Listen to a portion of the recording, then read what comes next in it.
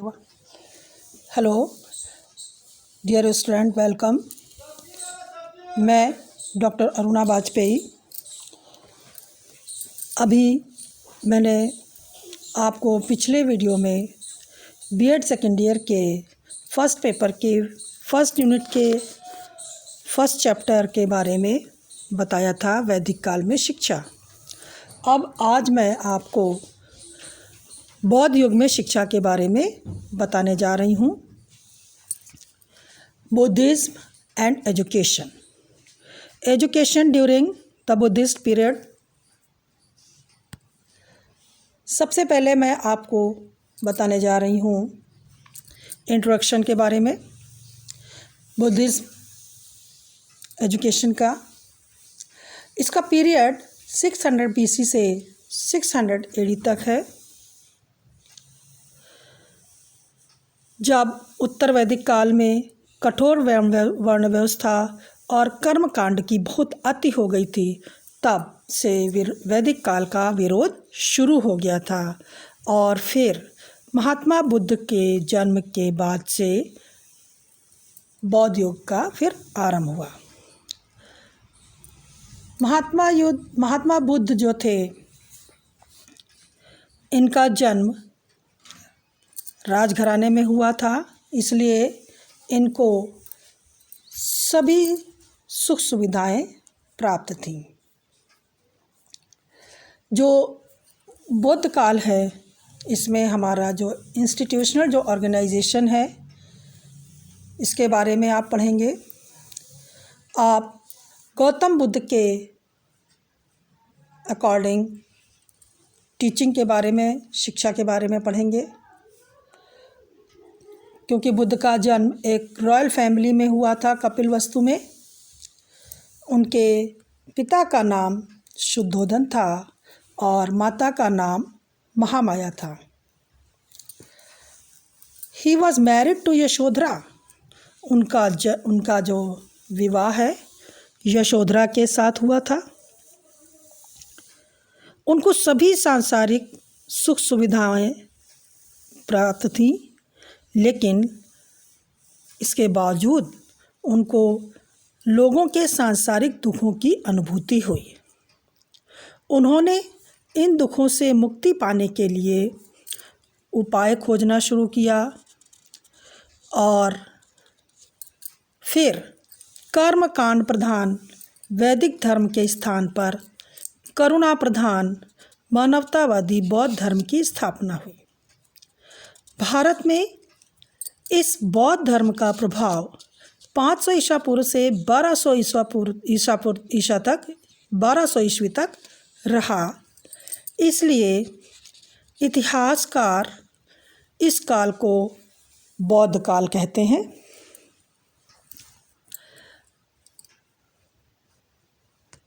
अब मैं आपको बौद्धकालीन शिक्षा के उद्देश्यों के बारे में बताने जा रही हूँ। Development of personality.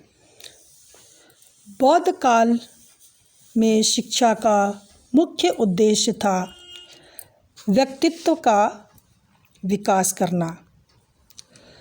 बौद्ध मठों में छात्रों के व्यक्तित्व का सर्वांगीण विकास करके उन्हें श्रेष्ठ और कुशल मानव बनाने का प्रयास किया जाता था। इसका उद्देश्य था कि वो पारिवारिक, सामाजिक, राजनैतिक, धार्मिक सभी क्षेत्रों में अपने उत्तरदायित्वों को सफलतापूर्वक निभा सकें। इसके बाद हम बात करते हैं फिजिकल एंड इंटेलेक्चुअल डेवलपमेंट। शारीरिक और मानसिक विकास करना। व्यक्तित्व के विकास के बाद मनुष्य का शारीरिक विकास से संबंधित और मानसिक विकास से संबंधित उद्देश्य था, क्योंकि जब व्यक्ति स्वस्थ होगा तो उसका मानसिक संतुलन भी अच्छा रहेगा। कहा गया है कि स्वस्थ शरीर में स्वस्थ मस्तिष्क का निवास होता है। इसीलिए बौद्धकालीन शिक्षा का मुख्य उद्देश्य शारीरिक और मानसिक विकास था। इसके बाद रिलीजियस एंड स्पिरिचुअल डेवलपमेंट, धार्मिक और आध्यात्मिक विकास करना।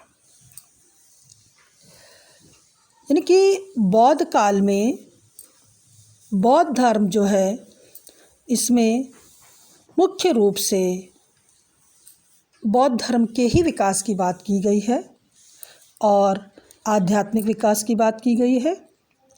छात्रों को सबसे पहले महात्मा बुद्ध के द्वारा खोजे गए 4 सत्यों का ज्ञान कराया जाता था, जैसे कि सबसे पहला संसार दुखमय है, दूसरा इन दुखों से छुटकारा संभव है, तीसरा सांसारिक दुखों से छुटकारा ही निर्वाण जिसको वैदिक काल में मोक्ष कहा गया है, उसी को ही बौद्ध काल में निर्वाण कहा गया है। तो सांसारिक दुखों से छुटकारा ही निर्वाण है। और चौथा था कि निर्वाण प्राप्ति के लिए जप तप नहीं बल्कि मानव मात्र के प्रति कल्याण की भावना बहुत ज़रूरी है, क्योंकि महात्मा बुद्ध का जो मन था वो करुणा प्रधान था, इसीलिए उनको दूसरों के मनुष्यों के दुखों की अनुभूति हुई थी और इसलिए उन्होंने फिर तपस्या करके उनको ज्ञान की प्राप्ति हुई थी। इसलिए बौद्ध काल में जो शिक्षा का उद्देश्य है कि रिलीजियस एंड स्पिरिचुअल डेवलपमेंट। बौद्ध काल में जो महात्मा बुद्ध को निर्वाण की प्राप्ति हुई थी तो उन्होंने इसके लिए 4 अष्टांगिक मार्ग भी बताए थे। उन्होंने बताया था सम्यक दृष्टि, सम्यक संकल्प, सम्यक कर्मांत, सम्यक वाक, सम्यक आजीव, सम्यक व्यायाम, सम्यक स्मृति और 8वां था सम्यक समाधि। इसके बाद हम बात करते हैं कैरेक्टर बिल्डिंग की। बौद्ध काल में चरित्र का निर्माण करना। बौद्धकालीन शिक्षा जो थी वो छात्रों के चरित्र के विकास पर बहुत ध्यान देती थी, क्योंकि शिक्षा की सहायता से ही छात्रों में कर्तव्य पालन, सत्य बोलना, धर्माचरण करना, ऐसे नैतिक गुणों का विकास किया जा सकता था।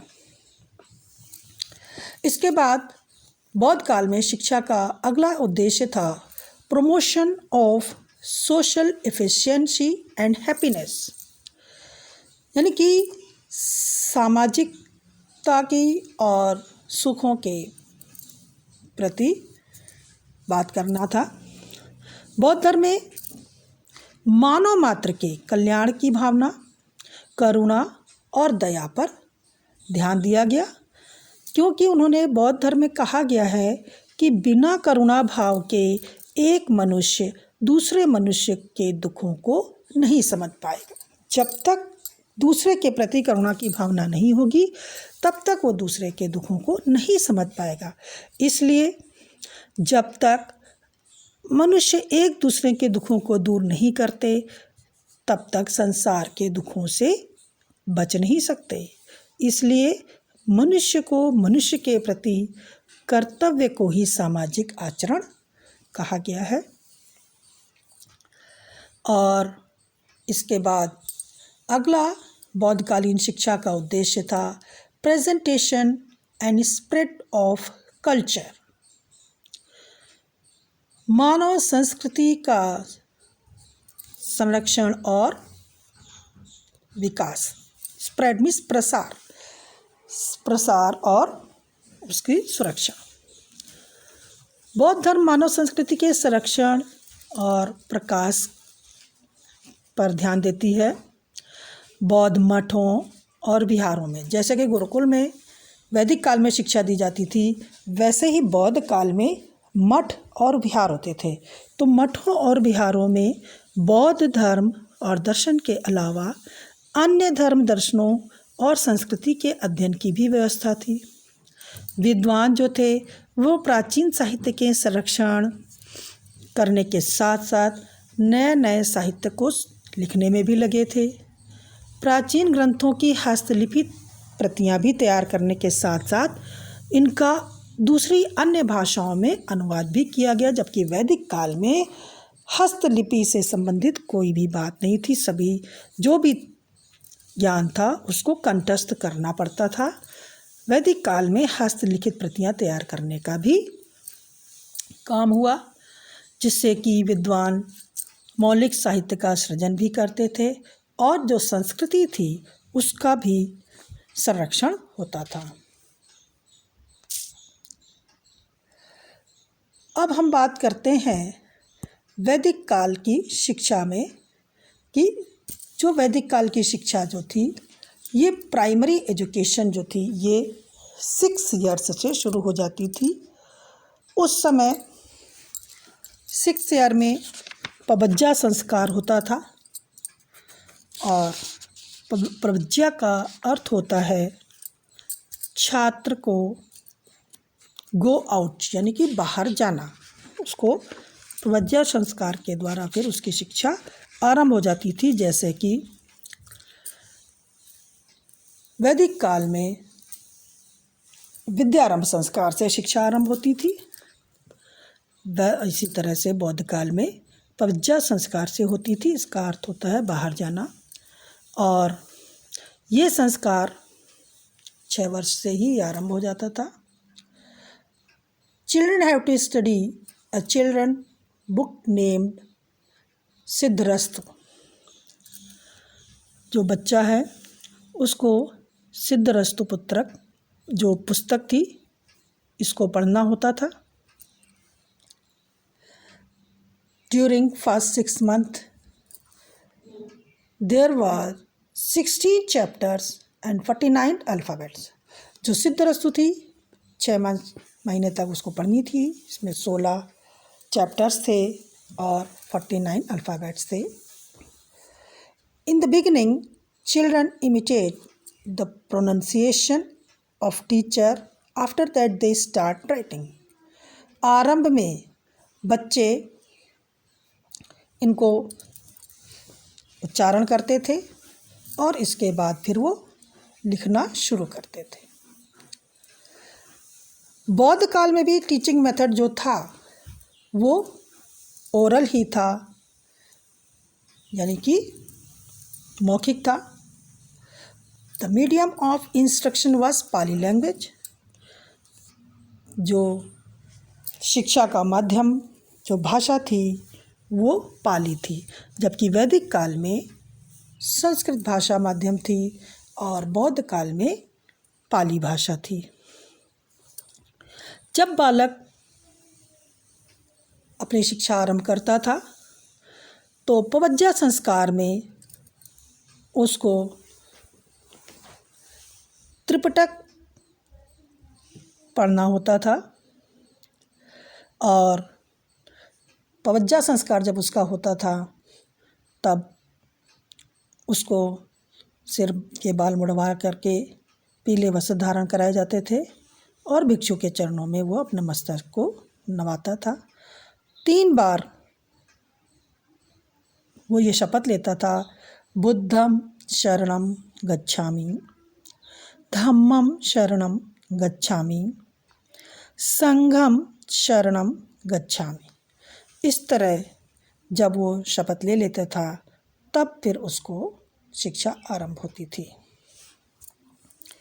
इस तरह से हम बात करते हैं प्राइमरी एजुकेशन की शुरुआत की बात करते हैं। बालक की शिक्षा जो बौद्ध काल में जब शुरू होती थी, जबकि वैदिक काल में 8, 10 और 12 वर्ष की उम्र थी, और बौद्ध काल में सभी जाति वर्ग के बच्चों की समान आयु थी।